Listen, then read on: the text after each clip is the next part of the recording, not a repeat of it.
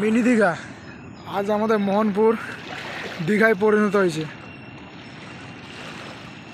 দীঘার থেকেও ভালো যেটা বলা যায়।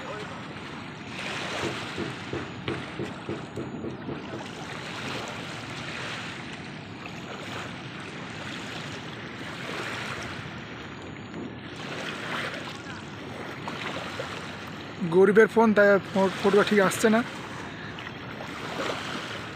যেদিন বড়লোক হয়ে যাব ভালো ফোনে ভিডিও করব।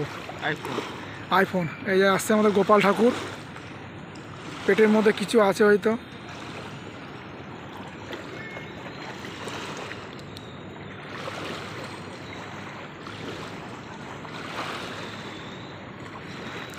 দেখা যাক কাকার জালে কি পড়ে মাছ।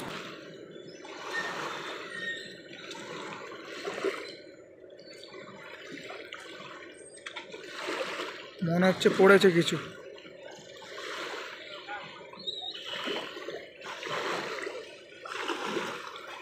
না না, কিছু পড়লো না।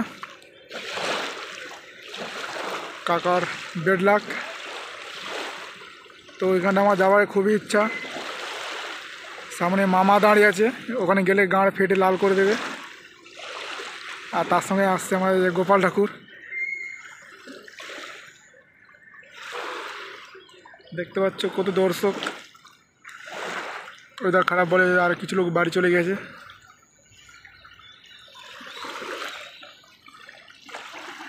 আরেকবার ঢেউবার দেখে দিচ্ছি তোমাদের। দীঘা ও বাপ, ও ও বাপ, অসাধারণ অসাধারণ।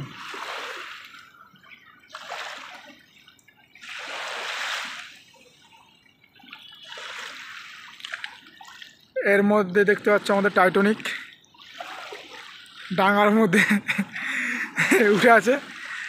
আর একটা টাইটানিক আপাতত নদীর মধ্যে এখানে আছে। আরে বাস, দীঘাকে হার মানে দেবে। এটা হচ্ছে আমাদের মিনি দীঘা।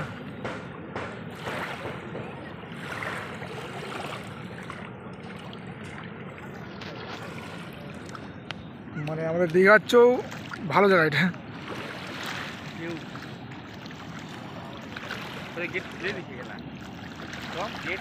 দীঘার দেখ, দীঘার চেয়ে ভালো কেন বলতো?